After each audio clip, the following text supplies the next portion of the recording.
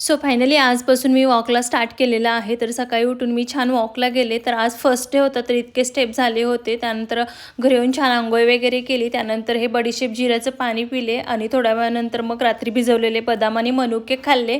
आणि फर्स्ट डेचंच इतकं मोटिवेशन होतं की आज मी ही कारल्याची भाजी करायला घेतली होती. सो ती भाजी वगैरे केली. त्यानंतर भाकरी केल्या, यांचा टिफिन वगैरे रेडी केला आणि तेवढ्यात मग विहानही उठला होता.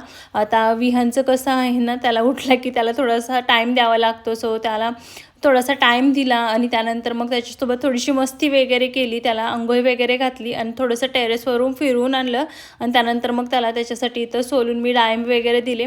आता जोपर्यंत तो डाळिंब वगैरे एन्जॉय करतोय तोपर्यंत मी म्हटलं की माझ्यासाठी थोडासा ज्यूस बनवते. सो इथं मी गाजर घेतलेलं आहे, एक आवळा घेतलेला आहे आणि बीट घेतलेला आहे. सो हेल्थसाठी आणि आता हिवाळ्यामध्ये खूप छान असतो हा ज्यूस घेणं. थोडंसं पाणी ॲड केलेलं आहे, मिक्सरला मी फिरवून घेतलेलं आहे आणि त्यामध्ये गाळून मी छोटंसं सेंदोन मीठ टाकलेलं आहे आणि त्यानंतर मस्त मी माझा ज्यूस एन्जॉय केलेला आहे. चलो.